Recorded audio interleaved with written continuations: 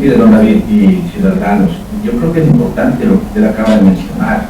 El origen de la crisis energética no tiene que ver con el actual gobierno o el anterior gobierno, sino durante décadas hemos tenido problemas de esta naturaleza. ¿Por qué? Porque los gobiernos han desarrollado cierta infraestructura para la generación de energía eléctrica en base de la ideología ecuatoriana, y no han visto o no han analizado que las condiciones climáticas están cambiando constantemente y por ende pues se producen este tipo de sequías o estiajes, aunque nosotros sabemos desde hace mucho tiempo atrás cómo es que ha afectado este estiaje a la generación de energía. Recordemos de que en el gobierno de Sixto Durán Ballén incluso se modificó la hora de trabajo, pues ¿no es cierto? Se le conocía como hora Sixto, en la que los ecuatorianos debíamos madrugar una hora más temprano para poder acudir a escuelas, a los establecimientos laborales, a las diferentes actividades, con la finalidad supuestamente de ahorrar energía. Este viaje ha afectado tanto que ninguno de los gobiernos ha tenido, digamos, la facilidad para proveer el servicio de energía, sino que al contrario, en todos los gobiernos hasta aquí ha existido los cortes o famosos apagones, incluida la década de la Revolución Ciudadana, que muchas veces se dice que no es así. Ahora, el problema está en que, como se ha ocurrido por parte de los gobiernos a las hidroeléctricas, es decir, a la generación de energía eléctrica a través de los ríos y las fuentes de agua, ¿no es cierto?, se ha evitado atender o resolver el problema como mecanismos alternativos para enfrentar en temporadas de escasez. Por ejemplo, el tema de la termoeléctrica, ¿no es cierto?, que en cierta medida el país contaba y ha contado y cuenta, pero lamentablemente los gobiernos no han tenido la voluntad política para hacer un mantenimiento adecuado de las termoeléctricas instaladas, por un lado, y por otro lado también para ir consolidando otras fuentes de energía, ¿no es cierto? La luz solar es una fuente importante, el desarrollo de proyectos de carácter local o territorial, la geotérmica, ahora estamos desde Chipiro, casi 7 años implementándose, pero ese tipo de proyectos, ¿no es cierto?, la eolítica tampoco es lo que se ha tomado en cuenta.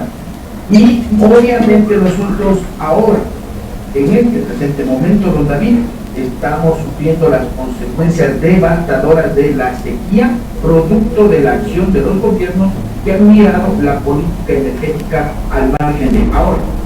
Tomemos en cuenta de que no podemos decir solamente es por ello. Don David, para graficar, si es que usted tiene una propiedad, una casa que está deteriorada, usted contrata a un profesional para que le dé arreglar esa casa. El profesional le dice a usted que se va a demorar 9 meses en arreglar la casa. Ya faltan 30 días para que termine el contrato y no ha hecho nada para arreglar esa casa.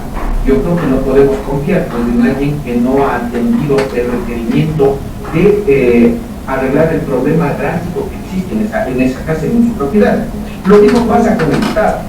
Nosotros contratamos un señor que se llama Daniel Noboa y que es presidente de la República, quien dijo que en 9 meses estaría resuelto el problema, pero usted acaba de decir, se extendería la crisis energética no solo hasta diciembre, sino hablan los expertos hasta el mes de abril del próximo año por el estiaje que se produce. Y adicionalmente, ¿por qué? Porque se entendería aparentemente que a finales de noviembre y diciembre existirían aguaceros o lluvias torrenciales, lo que significaría el arrastre de sedimento que imposibilitaría el normal funcionamiento de las hidroeléctricas. Por un lado la sequía nos afecta, por otro lado también las lluvias nos afectan. Pero el problema está en 4 cosas que creo la ciudadanía y la población le exige al gobierno en la actualidad. El uno, don David, transparencia. Necesitamos que informen con claridad y precisión qué es lo que está pasando con el tema de la energía eléctrica, porque usted a la final no sabe qué es lo que está pasando. Lo único que saben es ciertos funcionarios del gobierno, como el ministro propio del Interior, a decir una u otra palabra, pero no nos explican con claridad qué es lo que está pasando en el país. Solo para puntualizar este tema que es muy importante, Fausto, es verdad, no ha habido transparencia. Nos han anunciado a las 7 de la mañana que habrá cortes que se cambiará los cortes desde el mediodía, por ejemplo. Esa ha sido una de las de los problemas más grandes que hemos tenido, y los cortes, los horarios son de la noche a la mañana. Es verdad, pero yo le pregunto a usted cuando me dice que hay que precisar y hay que transparentar. La pregunta es, ¿el gobierno en realidad tiene esa capacidad? ¿Tiene gente especializada? ¿Tiene técnicos para brindarnos esa información? Yo he empezado a dudar, Fausto, le digo, porque es increíble que nos anuncien 4 horas antes que va a haber un corte de energía, cuando usted sabe muy bien cómo planifica el sector productivo. Y en fin, todos los sectores planificamos nuestras actividades. No nos pueden decir 4 horas antes que va a haber un nuevo corte de luz de hasta 4 horas. Ahí es cuando yo me pregunto, ¿el gobierno tiene en realidad la información, el control, la gente especializada, un equipo que responda a esta realidad? Mire, don David, justamente a eso apuntamos, ¿no es cierto? A entender que el gobierno maneja toda la información. El problema está en que hay una incapacidad tanto en los niveles jerárquicos superiores de liderazgo, de gestión, de dirección o conducción del Ministerio del Ramo y también de las empresas responsables del área. Y por otro lado también eso obedece a que haya una serie de improvisaciones en torno a cómo es que se maneja la crisis energética. Usted se acuesta a dormir y le cortan la energía. En la otra noche ya no le cortan. Después le dicen que a las 11 de la mañana le van a cortar y le cortan a las 2. Y viene después de una hora o antes. Es decir, aquí en el país lamentablemente el gobierno no está respondiendo, como decía, al tema de planificación estratégica que nos permita de una u otra forma, por un lado como Estado, mitigar la problemática de la energía eléctrica, y por otro lado también a la población entender cómo planificamos las actividades. Fíjese usted lo que está pasando. Esta crisis energética ha incidido en toda la cadena productiva, no solamente en el ámbito de los industriales, los grandes industriales, ha incidido hasta en el que vende los heladitos, en el carpintero, en el zapatero, en el mecánico, incide en aquel que arregla o vende los celulares, incide en el comerciante en el mercado. Recordemos de que la vendedora de juegos necesita energía eléctrica en el mercado. Es decir, todos estos sectores han visto afectados, lo cual implica también una gran incidencia en el tema de la generación del desempleo. Ahora, usted ha hecho una pregunta importante, don David. ¿El gobierno tiene conciencia de lo que está haciendo y de lo que está pasando? Yo en lo personal creo que no tiene conciencia ni el presidente Daniel Noboa, ni aquellos ministros que le acompañan. Está manejándose mucho la calentura electoral. Exactamente, a eso me iba, porque estamos frente a un presidente candidato, y una cosa es manejar la crisis responsablemente desde Carondelet con un presidente en vigencia, en funciones, pero con un tiempo considerable, el tiempo que le corresponde a todo mandatario, pero estamos hablando de que al ciudadano Daniel Noboa le quedan meses en el gobierno y que más estará preocupado, dicen los expertos, y la forma como actúa, por supuesto, demostraría de que está más preocupado por las consecuencias político-electorales que le resultará esto, que solucionar los problemas del país. Yo le pregunto.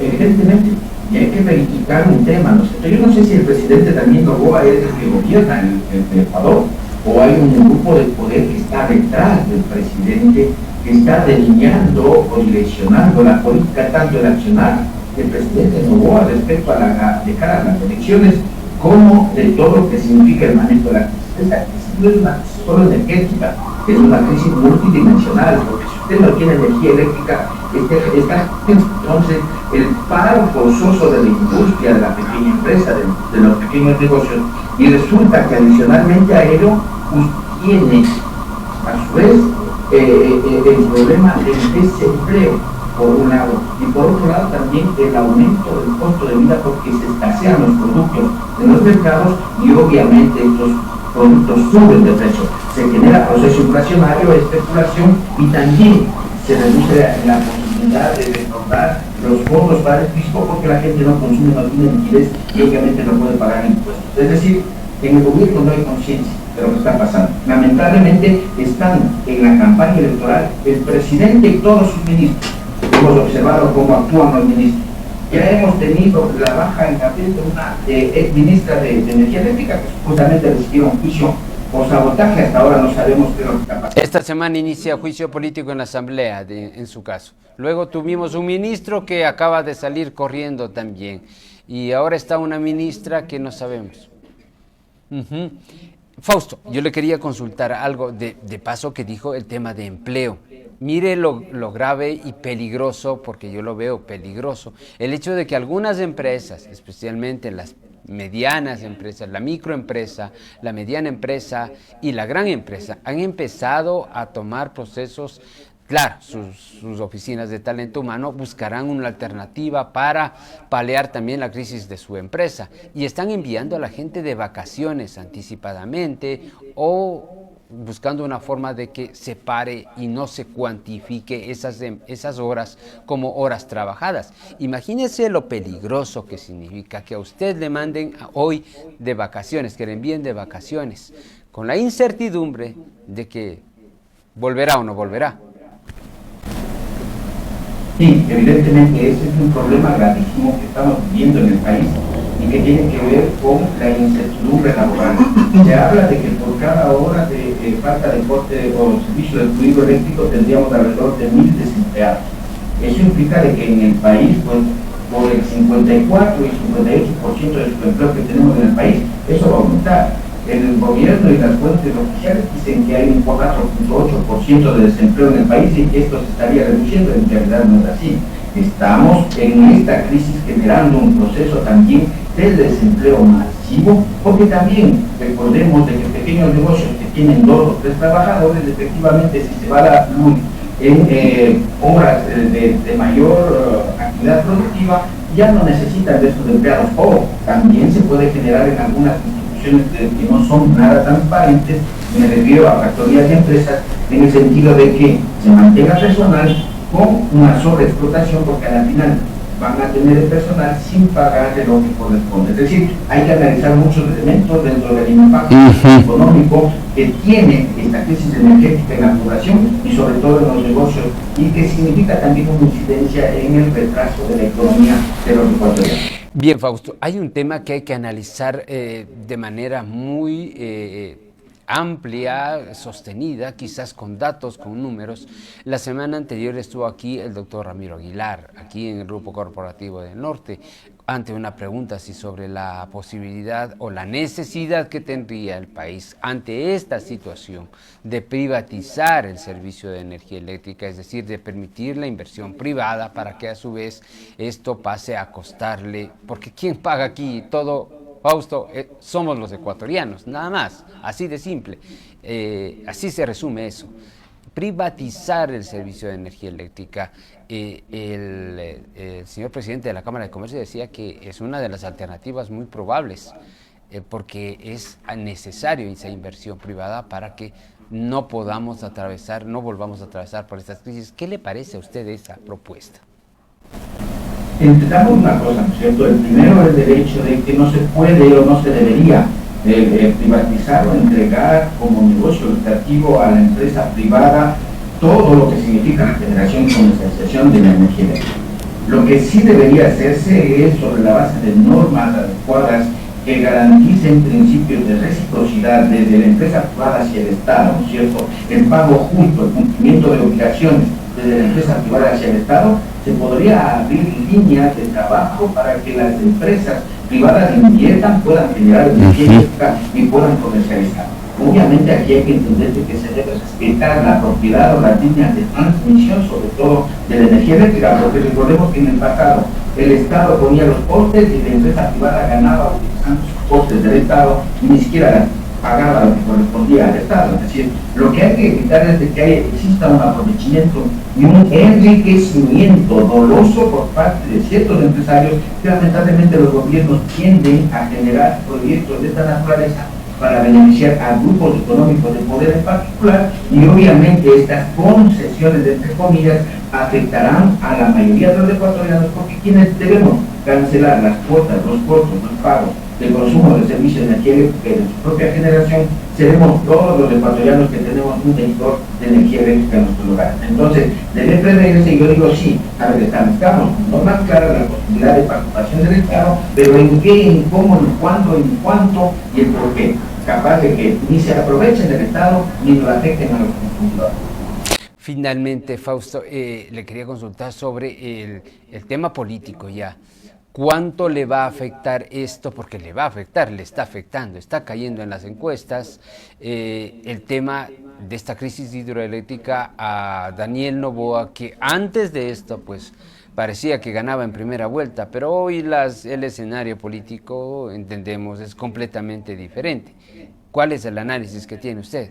Yo creo que ha tenido dos pruebas de fuego importantes. El uno, la inseguridad y violencia, y el otro, la crisis energética en particular, ¿cierto? La gente, si bien es cierto, en inseguridad y violencia, sacando a los militares a las calles, haciendo, digamos, programas de contingencia sin plan Fénix, obviamente se confió y dijo, bueno, sí, tenemos un presidente que en comida está liderando el proceso de lucha contra los grupos delincuenciales organizados del país, pero a la final y a la vuelta de la esquina se va dando cuenta que tampoco es cierto de que se esté eliminando, exterminando estos grupos y siguen haciendo los grupos violentos la acción criminal en este país.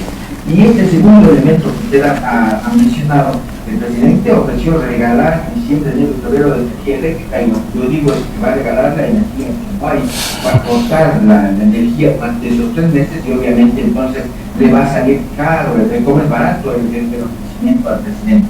Ahora, es obvio que desde el punto de vista político la gente, la ciudadanía observa incapacidad, improvisación, falta de transparencia, información, falta de conciencia, ¿no es cierto?, falta de organización y comunicación, y evidentemente se habla de que más o menos esta crisis energética ya le habría afectado al presidente en alrededor de 8 puntos dentro de los estudios de opinión que manejan las encuestadoras. Eso significa, imagínese usted que si antes hablábamos del 33%, ahora estaría por el 22 o el 23%, incluso muy cercanamente Luisa González y Santoki dentro de los procesos, digamos ya, de los estudios de sondeo de opinión. Eso significa entonces que cada vez que va pasando los días va a tener un comportamiento distinto, la tendencia de respaldo al presidente de la República sobre la base de que no está demostrando pues la capacidad que se requiere para enfrentar esta crisis, la de inseguridad y obviamente algunos otros temas que se vendrán más adelante.